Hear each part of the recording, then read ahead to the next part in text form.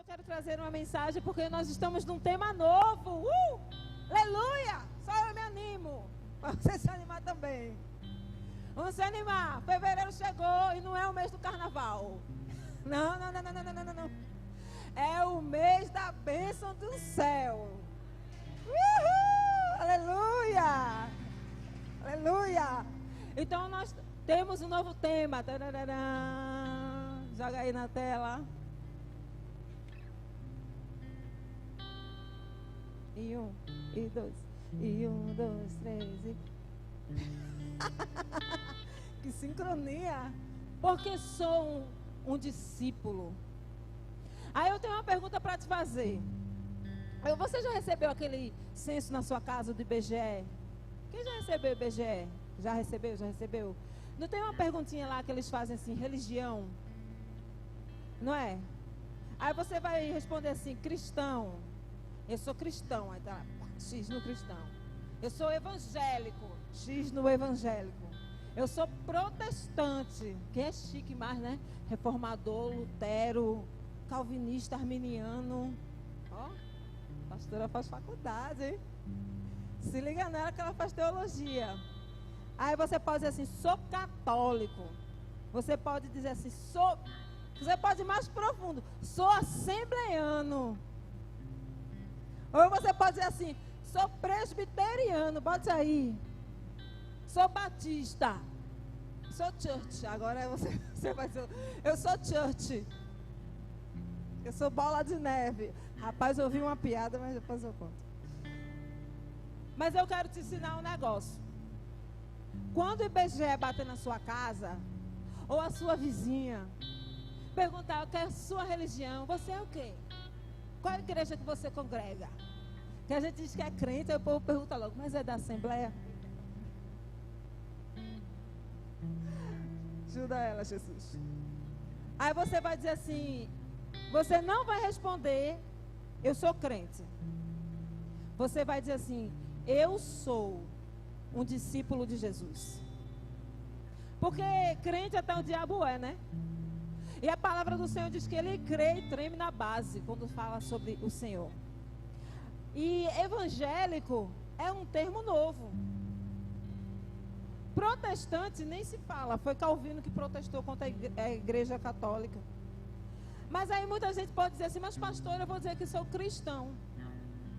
Mas você sabia que o termo cristão só foi usado 3 vezes na Bíblia? 3. Cristão, aonde, pastora? Atos 11, 26, não vou nem ler. Atos 26, 28, 1 Pedro 4, 16. E você sabia que o termo cristão foi usado como um termo pejorativo? É me fazer um pequeno cristão. Mas sabe quantas vezes a palavra discípulo aparece na Bíblia? 260 vezes. Então, da próxima vez que te perguntarem o que você é, você vai dizer, eu sou um discípulo de Cristo. Amém?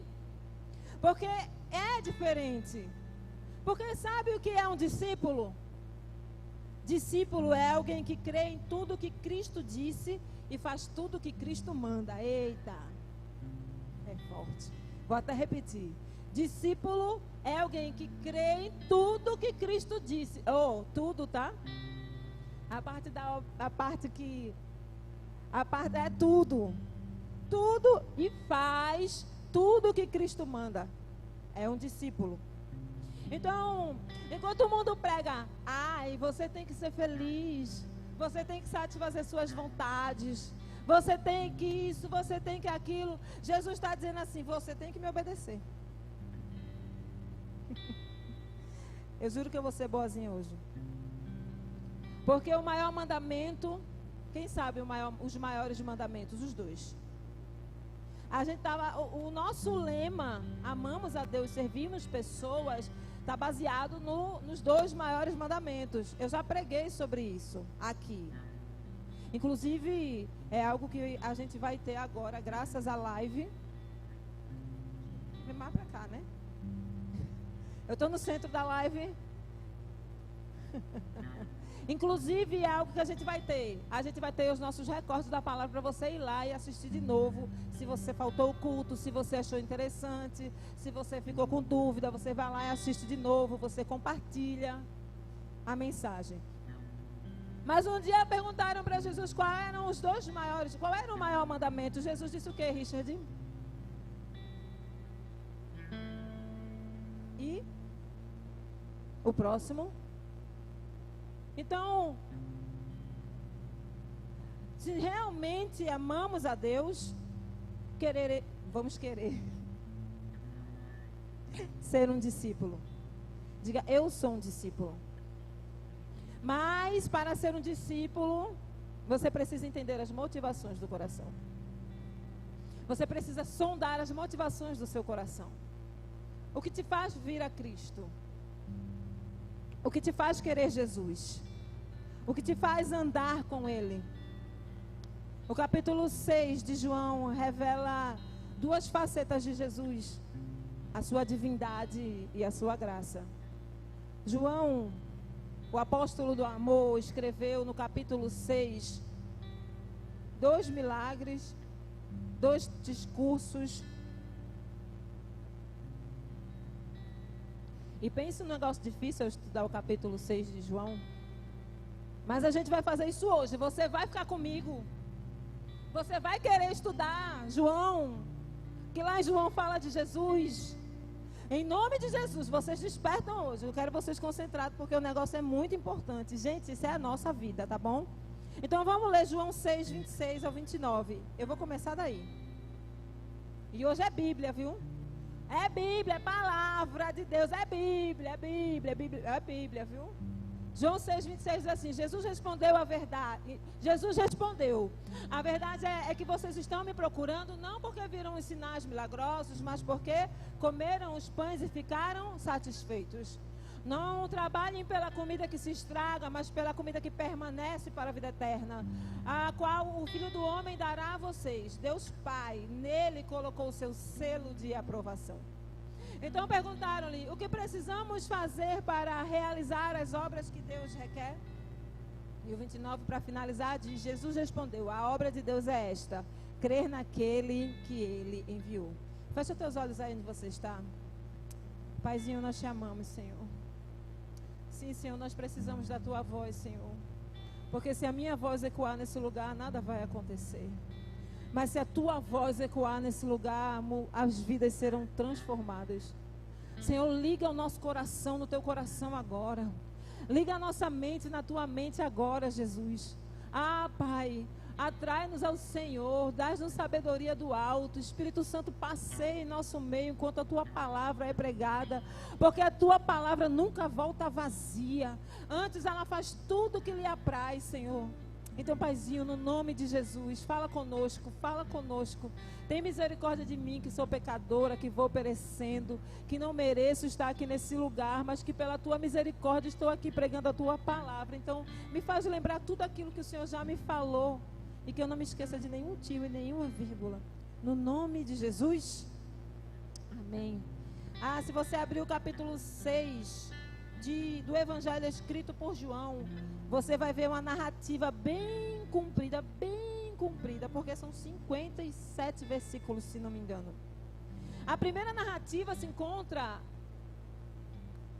no milagre que o pastor pregou quarta-feira. Quem lembra? Quem estava aqui quarta? Isso aí, Richard. Isso aí. A multiplicação dos pães e dos peixes. Sabe, Jesus já andava por essa terra já há algum tempo. E o versículo 2 fala que uma grande multidão seguia Jesus. Mas sabe o mais triste? E eu quero que você fique triste comigo por isso. Que essa multidão seguia Jesus não por Jesus, mas pelos milagres que Jesus fazia. Porque o capítulo 2 relata que diz assim: olha, a multidão seguia porque tinha visto os sinais. Amém? Então, eles não seguiam Jesus por amor a Cristo. Eles seguiam Jesus por amor às coisas que Cristo fazia. Mas sabe, aqui Jesus mostra a sua graça, misericórdia, o seu amor, o seu favor, o seu perdão. Aqui mesmo sabendo que aquela multidão seguia ele apenas pelos milagres, ele viu aquela multidão com fome, teve compaixão e alimentou. Porque a gente escutou quarta-feira essa palavra. 5 pães, 2 peixes. Alimentaram mais de 5.000 homens, e mulheres e crianças. E depois de fazer tudo isso, Jesus se recolheu. Porque existe um tempo na nossa vida que nós precisamos, às vezes, nos recolher. Assim como Jesus nos dá esse exemplo. Ele subiu para o monte para orar e mandou os seus discípulos irem para Cafarnaum. Ele subiu para o monte para ter contato com o Pai. Ele subiu para o monte para se fortalecer. Meu querido, deixa eu te dizer, um crente que não sobe o monte da oração é um crente vazio, é um crente cansado, é um crente sem força. Se Jesus subia no monte, quanto mais eu e você. Pastora, não tem monte não. Calma, gente, não precisa encontrar um monte não. Basta encontrar o monte da sua cama e não ser o monte do lençol, mas ser o monte do joelho. Meu querido, minha querida, irmãos, Jesus subiu o monte para orar, para se fortalecer. E você precisamos da força da oração. Diga comigo, oração.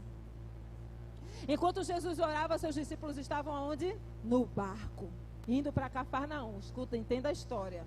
Chegou lá a multidão, se alimentou. Jesus subiu para o monte, mandou os discípulos para Cafarnaum. Enquanto subia no monte, no meio da noite, Jesus disse assim, está no tempo, vou encontrar os discípulos. E essa história eu tenho certeza que você conhece. Enquanto os discípulos estavam no mar, o mar se levantou. E os discípulos diziam, meu Deus, vamos morrer. No meio da tempestade, lá vem Jesus fazendo o quê? E olha só quem vem ali, andando sobre as águas, parece que é Jesus, andando sobre as águas. Jesus vem andando sobre as águas, encontra os seus discípulos e veja, primeiro ele mostra a sua graça. Mesmo sabendo que aquelas pessoas só queriam milagres, alimentou a multidão. Segundo, ele mostra a sua divindade. No meio, eu não sei se você já andou na água, mas eu nunca não. Só Pedro. E ainda afundou quando olhou para os problemas.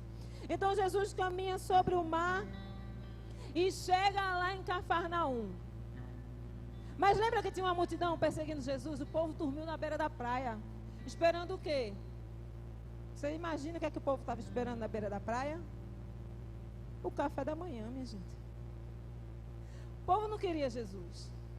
O povo queria o café da manhã. O povo queria pão de novo, peixe de novo. E a gente precisa ter muito cuidado. Eu não falei o tema da minha mensagem, mas eu vou dizer agora. Reavaliando as nossas motivações. Nós precisamos reavaliar as nossas motivações. Gente, eu acabei de dizer, nós somos discípulos. Nós somos. Então o discípulo, ele mandou no barco. O discípulo, Jesus disse assim, vai para o barco, Cafarnaum para vocês. Mas a multidão ficou na beira da praia. Meu querido, discípulo que é discípulo ouve, entende a voz do mestre, sabe da intimidade, está em oração, anda com Cristo e não é multidão que está esperando apenas o pão e o peixe. Mas na beira da praia ficou aquela multidão esperando café da manhã.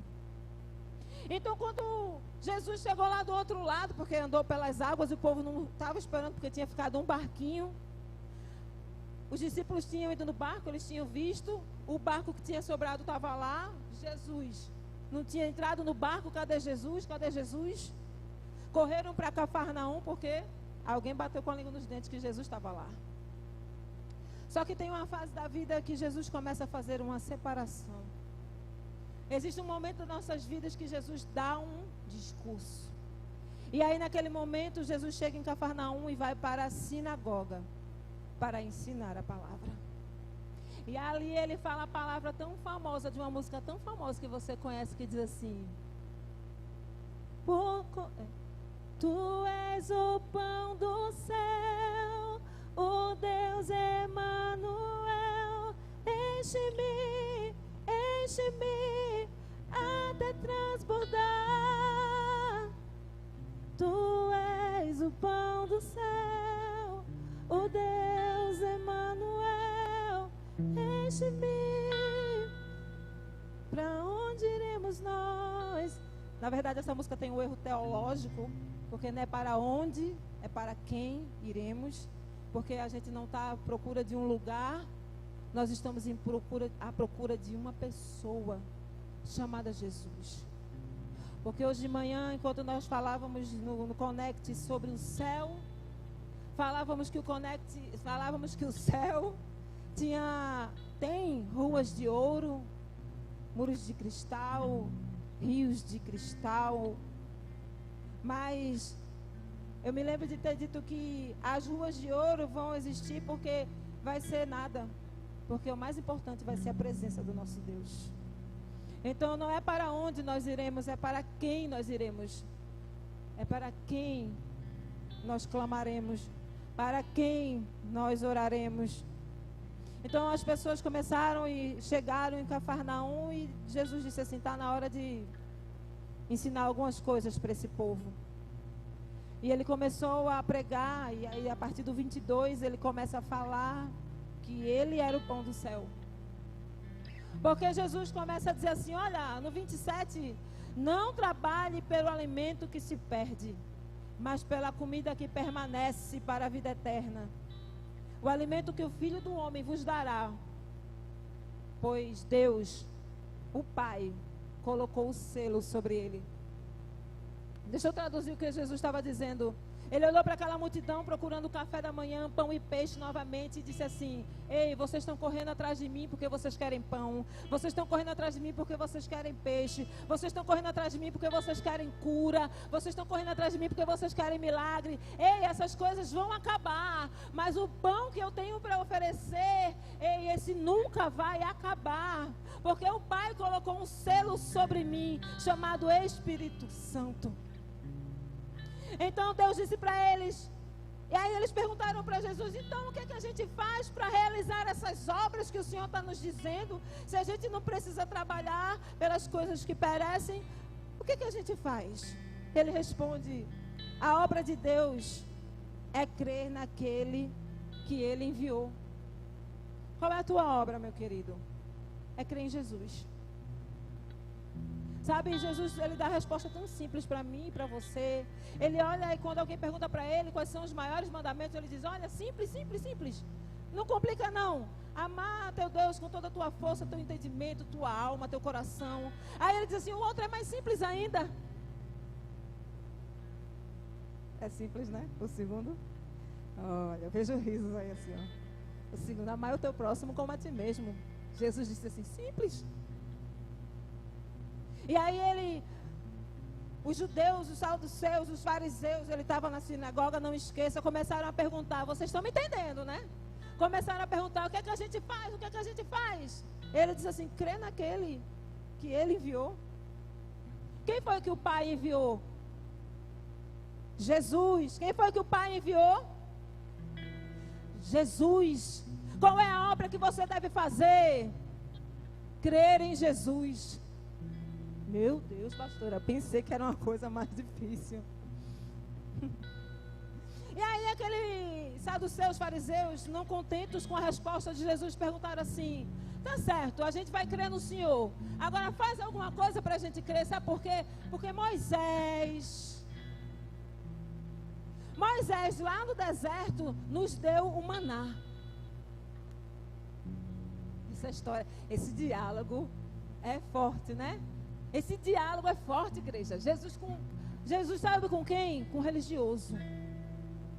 Essa disputa era Jesus e os religiosos. Ah, pastora, não era naquela época. Hoje em dia tem religioso que fica disputando as coisas que Jesus faz. Às vezes Jesus pode entrar numa boca de fumo para salvar um traficante e você dizendo, mas Jesus não pode ir ali. Às vezes Jesus vai lá num prostíbulo salvar uma prostituta, mas Jesus não pode ir ali. Pastor, está indo no bar evangelizar, não pode ir ali. Meu irmão, Jesus só disputava, a única pessoa que Jesus ainda disputava e argumentava era com o religioso, para quebrar a religiosidade. Meu irmão, quebra a religiosidade. A gente precisa crer em Jesus. E aí Jesus disse assim: Moisés não. Não foi Moisés que deu o pão do céu para vocês, não. Foi meu pai. Se um dia você chegar e for curado, chega na igreja, Deus faz um milagre na tua vida, você vai dizer: o pastor me curou? Aí um dia a tua vida prospera, a tua casa, tu troca de carro, eu vou lá orar com o meu bolo da bênção. Aí você vai dizer: o pastor que fez? Quem faz é Deus, quem faz é Jesus. A obra dele é essa, é fazer. E aí Jesus diz assim: olha, não foi Moisés que deu o pão para vocês, foi Deus que deu o pão. E outra coisa, Deus está dando outro pão para você. Aquele pão que Moisés deu, pereceu e acabou lá no deserto. Mas o pão que Deus dá, sou eu. E quem come de mim, quem bebe de mim, nunca mais terá fome. Jesus estava dizendo: eu sou o pão da vida, 6:35. Eu sou o pão da vida. Quem vem a mim jamais terá fome. Aquele que crê em mim jamais terá sede. Aleluia, glória a Deus. Se alegra, porque o pão da vida é o Deus que você serve. O pão do céu, que nunca mais você vai ter fome. Como assim, pastora? Não estou entendendo, eu vou explicar mais. Ele disse: eu desci do céu não para fazer a minha vontade, mas a vontade daquele que me enviou. Qual é a vontade do teu pai? 40 diz, a vontade daquele que me enviou é que todo aquele que viu o filho e nele crê vai ter a vida eterna. Pastora, eu venho para a igreja, não sei o que fazer. Creia em Jesus. Pastora, eu vou para a igreja, não sei o que fazer. Creia que Jesus pode curar e mudar e transformar a tua vida. E sabe o que é uma promessa? A promessa, Jesus diz: o ressuscitarei no último dia. Aleluia. Nós não veremos a segunda morte. Eita Deus, vai ser muito bom andar em ruas de ouro. E aí o povo não estava entendendo, olhou para Jesus e disse: oxente, oxente é meu. Oxente, mas esse aí não é o filho de José? Mas esse aí não é o filho de Maria? Sabe qual é o nosso problema, igreja? Nós estamos olhando as coisas carnais. Gente, esse pastor aí não é o filho de seu Amaro? Lá de Boa Viagem? Essa pastora aí não é filha de seu Bira? E nós estamos olhando para as coisas carnais, vivendo as coisas carnais e deixando de viver os milagres. Jesus não era filho de José. Se eles investigassem mais um pouco, eles saberiam que Jesus era o Filho de Deus. Mas enquanto nós estamos fixados nas coisas da terra, nós não viveremos as coisas do alto. Enquanto nós estamos olhando para as coisas de baixo da terra, trabalho, comida, meu Deus, nunca nós viveremos os milagres do céu. E Jesus teve que dizer de novo: meu Deus, vocês não entendem, eu sou o pão da vida.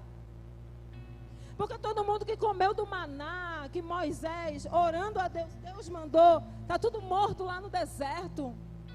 Mas ele diz assim: quem comer de mim, por mim viverá. Aí Jesus diz um discurso mais pesado ainda. Você está vendo que o negócio é pesado. É ou não é, igreja? É pesado. A palavra é dura. Jesus estava descendo a lenha lá nos fariseus. Aí ele dá o checkmate. Então Jesus os advertiu. 53. Se quiser abrir aí, me diz. 53, 54, 55, 56. E aí Jesus disse: em verdade eu vos afirmo. Aí Jesus disse 2 vezes, meu querido. Aí, meu querido, preste atenção. Porque ele não disse só em verdade, irmã Albertina. Ele disse em verdade, verdade. Se não comerdes da carne do Filho do Homem e não beberdes o seu sangue, não tereis a vida dentro de vós. 54. Todo aquele que come a minha carne e bebe o meu sangue tem a vida eterna, e eu o ressuscitarei no último dia. Pois a minha carne é verdadeira comida, o meu sangue é verdadeira bebida. E aquele que come a minha carne e bebe o meu sangue permanece em mim, e eu nele. É a palavra de Jesus. E aí você diz, pastora, como é que eu vou comer a carne de Jesus? É na ceia? Não, querido. Jesus não estava falando da ceia. Porque a ceia ele instituiu depois, antes de ser crucificado com os discípulos. A ceia é um memorial onde o pão representa o corpo. Ele falou o quê? O pão representa o corpo. E aqui ele disse carne. Então não é a mesma coisa.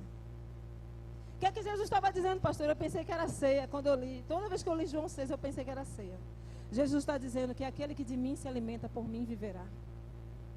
Então ele está dizendo para mim e para você, se você não se alimenta diariamente das minhas palavras, se você não se alimenta diariamente das minhas palavras, você não vive por mim. E aqui a gente sempre chegou e falou, ora, lê a Bíblia, jejua. Todo culto, sim ou não, quem é com a gente há 2 anos. Aí Jesus está dizendo para mim e para você, na sua palavra, se você não come da minha carne, meu querido, você não tem parte comigo. Ah, pastora, eu não estou entendendo essa história de carne. E o verbo se fez? E o verbo se fez? Meu irmão, estou traduzindo para você. Jesus está dizendo que ele era o verbo que se fez carne. E o verbo é a palavra, é ou não é? O verbo é a que se fez? Quem é que se fez carne? Então ele está dizendo, ou você come da minha palavra todo dia, você não está vivendo por mim. Até a música parou para ficar mais impactante. Estou fazendo você rir, porque isso é forte, igreja. Isso é forte. Ele diz mais uma vez, eu vou dizer, em verdade vos afirmo, em verdade, eu vos afirmo. Jesus chegou aqui, agora. Pegou o microfone. É a palavra dele, é ou não é? Foi ele que falou, foi ou não foi? Então eu vou dizer o que ele disse para mim e para você. Em verdade, eu vos afirmo. Se não comerdes a carne do Filho do Homem e não beberdes o seu sangue, não tereis a vida dentro de vós.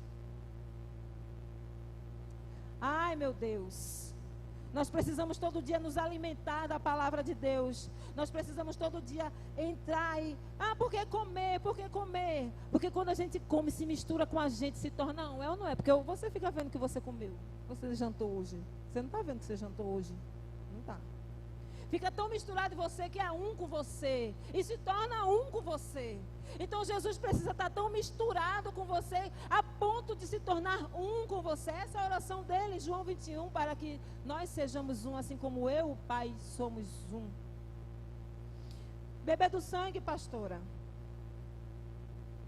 é crer que o sangue dele te purificou dos seus pecados. Então, nesse momento, muitos discípulos deixaram Jesus. Porque não conseguiram entender as palavras do Mestre. Não conseguiram entender a profundidade de andar com Cristo. Sabe, hoje eu estava passando ali pelo Conex e abri a porta para pegar alguma coisa. Escutei Érica fazendo uma pergunta, nem sei qual foi a resposta. Mas a pergunta era, por que tem tanta gente que ouve essa palavra? Vai para a igreja, passa 1 ano, 2 anos e depois se desvia. Porque não entendeu a profundidade do que é andar com Cristo. Muito linda. Não entendeu a profundidade de andar com Cristo. E aí me lembro de uma canção, sou movida a canções que diz assim: a profundidade das riquezas, da sabedoria e do conhecimento de Deus. Quão insondáveis são os seus juízos, quão impenetráveis os seus caminhos. Quem, pois, conheceu a mente do Senhor? Ou quem foi o seu conselheiro? A pergunta que Paulo fez. Ou quem primeiro deu a ele para ser restituído? Oh, porque dele, por meio dele, para ele são todas as coisas. Não, nunca foi sobre nós, nem sobre o que podemos fazer. É tudo sobre você, tudo para você, Jesus. Aleluia. Sabe, muitos deixaram Jesus, como às vezes muitos deixam Jesus no nosso tempo, porque não entendem a profundidade das riquezas, da sabedoria, do conhecimento de Deus. Por que a gente se afasta de Jesus? Porque a gente é crente. Por que a gente se afasta de Jesus? Porque a gente é evangélico. A gente se afasta de Jesus porque a gente é cristão. Mas sabe quem nunca se afasta de Jesus? Verdadeiros discípulos. Verdadeiros discípulos não largam Jesus porque entendem a profundidade das riquezas, da sabedoria, do conhecimento de Deus. Porque comem da carne, porque bebem do sangue, porque conhecem a palavra. Sabe por quê? Porque um verdadeiro discípulo, quando está no mar e o barco começa a balançar, ele não pula do barco.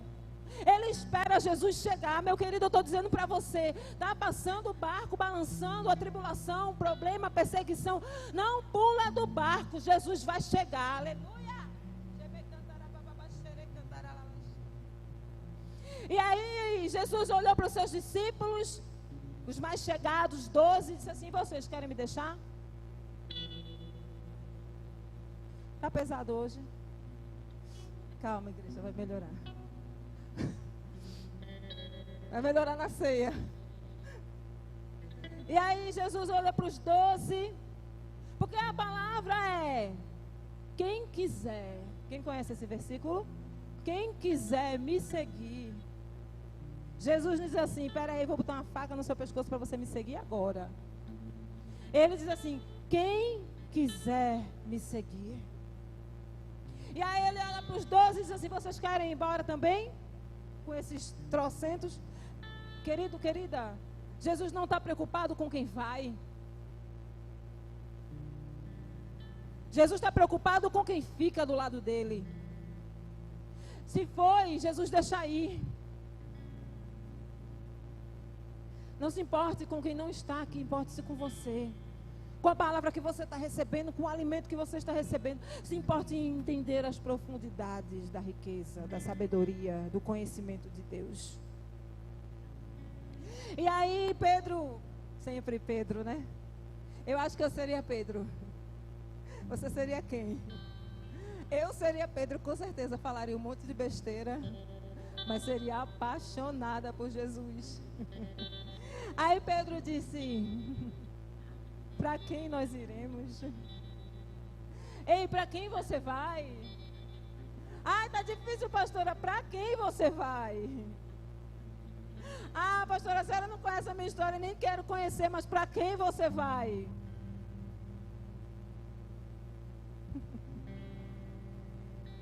Aí Pedro diz: a maior revelação que nós precisamos ter. Pastora, eu pensei que vim para a igreja era receber bênção. É? Você vai receber uma bênção agora. Você vai receber a bênção chamada João 6,69. João 6,69, mídia. Porque você é um discípulo, você vive por esse versículo aqui, ó. João 6,69. Nós cremos e sabemos que és o Santo de Deus. Porque uma coisa é crer, outra é saber.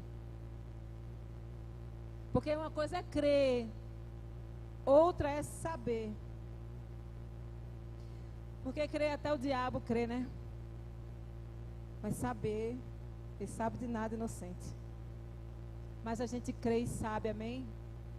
A gente sabe que ele é o Cristo, o Filho do Deus vivo, que foi enviado à terra, nascido da Virgem Maria. Isso é uma oração, né? Que tem. Quem conhece essa oração? É da Igreja Católica, eu sei. Nascido da Virgem Maria, concebido pelo Espírito Santo, que viveu nessa terra, caminhou por entre nós, e que morreu numa cruz, mas que ao terceiro dia ele ressuscitou. Essa é a maior verdade que o inimigo não quer que você entenda. Mas pastora, eu sei de tudo isso, mas foi por mim e foi por você. Eu queria chamar o pastor Porque isso é realmente o que a gente vai ministrar, a ceia. Foi por mim e foi por você que nós entendemos que Ele é o Cristo, o Messias, aquele que estava prometido desde os profetas até o dia em que Ele nasceu. É Ele, o autor e o consumador da nossa fé. Aquele que pode, aquele que faz, aquele que edifica a sua igreja. Ah, meu querido, não teve perseguição que parasse a igreja do Senhor. Porque lá em Roma teve leão, depois teve a Inquisição, depois teve fogueira, aí depois teve protesto.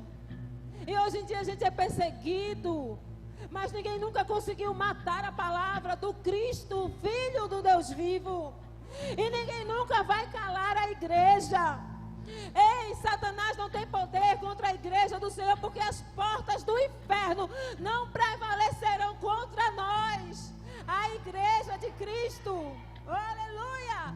Quando nós nos juntamos, meu querido, é fogo, é poder, é unção. Nós abalamos o inferno, porque nós servimos o Cristo, o Filho do Deus vivo.